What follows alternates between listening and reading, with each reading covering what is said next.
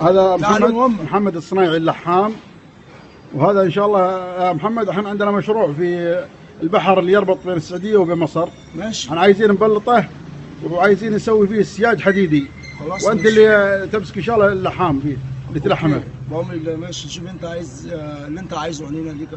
تسلم والله يا محمد تسلم. عنينا يا باشا. عن البحر يمكن طوله 700 800 كيلو.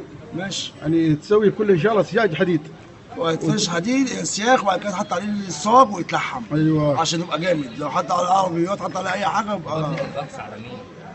لا عليهم هم بقى الغطس دول من عندهم هم. اكيد مش الشركه من عندهم. غطس واكسجين. لا هذه علينا احنا ما. الكلام ده هم من عندهم. انما الشغل ده نطلعوا لك. يعني ان شاء الله البحر الاحمر كله راح يخلص ان شاء الله، يعني تبلطه وتسوي له سياج حديد كامل وتلحمه ان شاء الله. ايوه. هيبقى زي كوبري.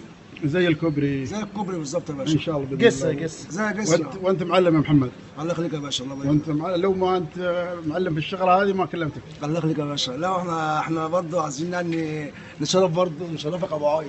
الله يكرمك ان شاء الله. ربنا يكرمك. يعني من الناس اللي هي اخواتنا الكبار يعني. ربنا يكرمك ان شاء الله وما يحرمنا. وشوف انت يعني نعمل الجواز ده امتى ونعمل عقد السفر ده كده نخلص جيشي. بس يعني تسوي لا لوحدك ولا تجيب له صنايعي ثاني؟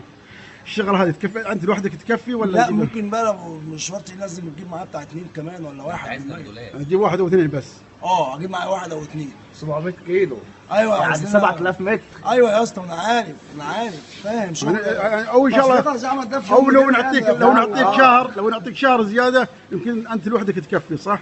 لو قعدت شهر زياده لوحدي انا اقعد ممكن مثلا تاخد مثلا 2 صناعيه يعني تسوي البحر الاحمر كله ان شاء الله. البحر الاحمر كله راح تسويه ان شاء الله حديد وتسوي جسر وهذا وتلحمه وتخلصه. خلاص ماشي ان شاء الله. الله يوفقك ان شاء الله.